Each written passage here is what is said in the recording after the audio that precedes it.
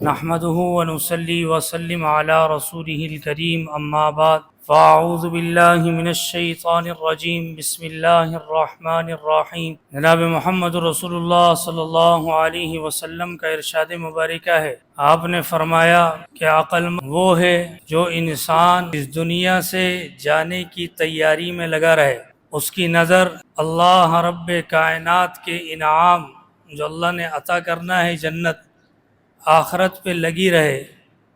آپ علیہ الصلوۃ والسلام کا فرمان کہ اللہ کی دو نعمتیں ہیں جن سے انسان غفلت میں رہتا ہے، ایک نعمت اللہ کی صحت اور ایک نعمت اللہ کی دی ہوئی فراغت۔ صحت مند ہوتا ہے، اللہ کے احکامات سے غافل رہتا ہے۔ جوانی ہوتی ہے، اللہ کو جوانی کی عبادت پسند ہے، یہ غفلت میں رہتا ہے اور یہ جوانی یہ سوچتا ہے کہ ابھی جوانی ہے، اس جوانی کی زندگی کو میں گزار لوں، اور پھر ایسا وقت آتا ہے یہ نماز چھوڑنے والا پھر نماز پڑھنا چاہتا ہے تو سجدے کی لذت کو بھی نہیں لے سکتا۔ اور اللہ کے نبی نے فرمایا کہ فراغت اللہ کی نعمت ہے، وقت ہوتا ہے لیکن اس وقت کو دنیاوی کاموں میں لگا رہتا ہے، اللہ کی طرف متوجہ نہیں ہوتا، اللہ کی طرف متوجہ نہیں ہوتا۔ وقت اللہ نے دیا ہوتا ہے اور پھر اللہ کی طرف متوجہ بھی ہونا چاہتا ہے تو وقت نہیں ملتا۔ تو یہ دو نعمتیں اللہ کی دی ہوئی ہیں۔ آج ہمیں یہ بات تو نظر آتی ہے کہ اگر میں نے 1,00,000 روپے کمائے تو زندگی کی آسائشیں ہوں گی، 2 کما لوں گا آسائشیں بڑھ جائیں گی، 5 پر پہنچوں گا اور پر آسائی زندگی کو گزار لوں گا، اور آخرت پر نظر نہیں رہتی، اللہ رب کائنات کی طرف متوجہ نہیں ہوتا، گناہ سے نہیں بچتا۔ حضرت بہلول رحمۃ اللہ علیہ یہ مجذوب ہارون رشید کے زمانے میں گزرے ہیں۔ ایک دفعہ بیٹھے مٹی کے گھر بنا رہے ہیں اور یہ اپنی بیوی کے ساتھ چہل قدمی کر رہا ہے، تو یہ انہوں نے آواز لگائی کہ 1 دینار میں مجھ سے کون یہ گھر لے گا اور اس گھر کے ساتھ دعا بھی لے گا کہ اللہ رب کائنات اس کو جنت میں گھر عطا فرما دیں۔ اس کی بیوی زبیدہ نے دینار دیا، دعا بھی لی، گھر بھی لیا۔ ہارون رشید آگے چلا گیا، رات خواب میں دیکھا ایک بہت بڑے محل کو دیکھتا ہے جس کے اوپر زبیدہ لکھا ہوا ہے۔ یہ محل کے دروازے پر پہنچا، اندر جانا چاہا، اسے روک دیا، کہا یہاں قانون ہے جس کا نام ہوتا ہے صرف وہی اس کے اندر جا سکتا ہے۔ آنکھ کھلی، صبح جب بیدار ہوا دوڑا گیا، یہ پھر بیٹھے اسی جگہ مٹی کے گھر بنا رہے ہیں۔ کہا ایک گھر مجھے بھی دے دو، دعا بھی دے دو، دینار دیا۔ تو وہ فرمانے لگے کہ آج اس کی قیمت یہ نہیں ہے۔ کہا آج کیا قیمت ہے؟ کہا ساری کی ساری دنیا کی بادشاہت کے بدلے یہ ایک گھر ملے گا۔ کہا کل تو 1 دینار تھی۔ کہا بادشاہ سلامت، کل کا سودا بن دیکھے تھا، آج سودا دیکھ کر ہو رہا ہے، اور دیکھ کر سودے کی قیمت اتنی ہو نہیں سکتی۔ آج ہمارا بن دیکھا سودا ہے، نماز کی پابندی، روزے کا رکھنا، تراویح کے قیام میں کھڑا ہونا۔ آج جوانی ہے تب بھی ٹانگیں دکھ رہی ہیں، لیکن یہی بندہ جو 1.25 گھنٹہ تراویح مسجد میں پڑھتا نہیں ہے، مسجد میں وقت گزارتا نہیں ہے، اسی کو باہر کسی چوک پر بٹھا دو 6 گھنٹے پتہ نہیں چلیں گے، اسے کسی ہوٹل پہ بٹھا دو تب 8 گھنٹے پتہ نہیں چلیں گے۔ یہ ایک چائے پی کر 7 گھنٹے تک بولتا رہتا ہے، باتیں کرتا رہتا ہے، جب تک اس بیچارے پٹھان کی دعا اللہ قبول نہیں کر لیتا کہ اللہ اسے اٹھا، یہ اٹھے تو کوئی اور آئے تو میرا بھی کچھ کام چلے، میرا بھی کوئی دھندا چلے۔ جب تک اس کی چائے بنانے والی کی دعا قبول نہیں ہوتی، یہ اپنی کرسی کو چھوڑتا نہیں ہے۔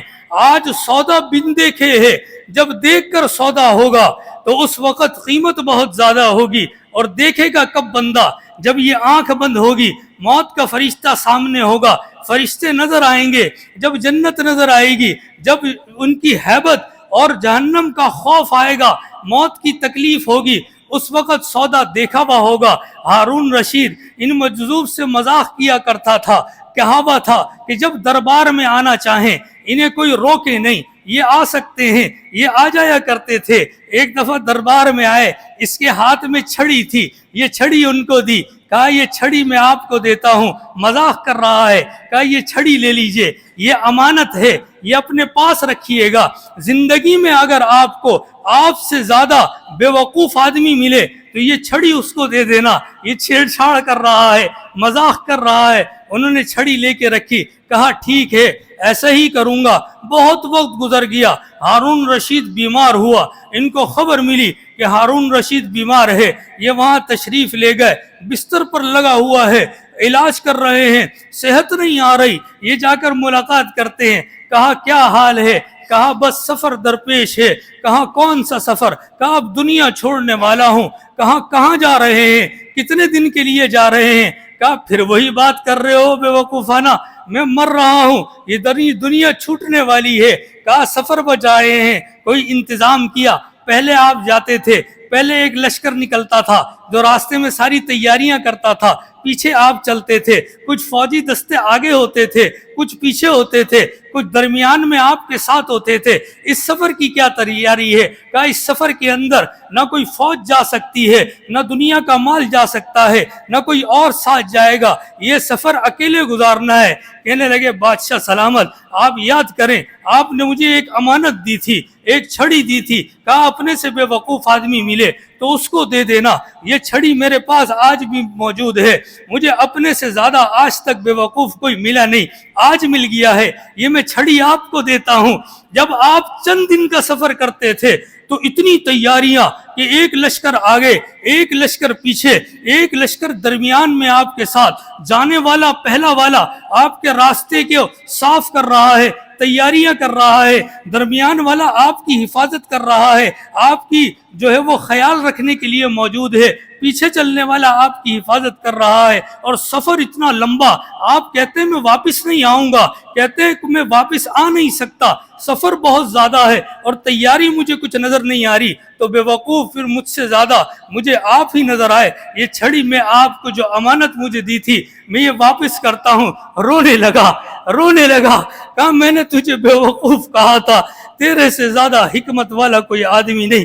میرے بھائی آج ہمارے پاس وقت ہے، آج وقت ہے ہمارے پاس، آج وقت ہے، یہ کب ختم ہوگا کوئی نہیں جانتا۔ محمد رسول اللہ صلی اللہ علیہ وسلم آپ نے فرمایا کہ بتاؤ موت کے بارے میں کیا کہتے ہو؟ صحابی کہنے لگے یا رسول اللہ صلی اللہ علیہ وسلم 2 رکعت نماز کی نیت باندھتا ہوں، مجھے پتہ نہیں کہ پوری کر سکوں گا نہیں کر سکوں گا، میں 2 رکعت نماز بھی پوری کر پاؤں گا یا نہیں۔ آپ علیہ السلام نے فرمایا محمد رسول اللہ صلی اللہ علیہ وسلم جب ایک طرف سلام کرتے ہیں دوسرے طرف کا پتہ نہیں ہوتا کہ آپ علیہ السلام اس سلام کو مکمل کر پائیں گے یا نہیں۔ یہ موت ہے، جب جس پر آتی ہے نہ کوئی بچ سکتا ہے، نہ کسی کو مہلت ملتی ہے۔ آج اللہ نے اس مبارک مہینہ یہ ہمیں عطا کر دیا ہے، اللہ اس کا اکرام، اللہ احترام، اللہ اس کی قدر اور اخلاص کے ساتھ عمل کرنے والا بنائے۔ وآخر دعوانا الحمدللہ رب العالمین۔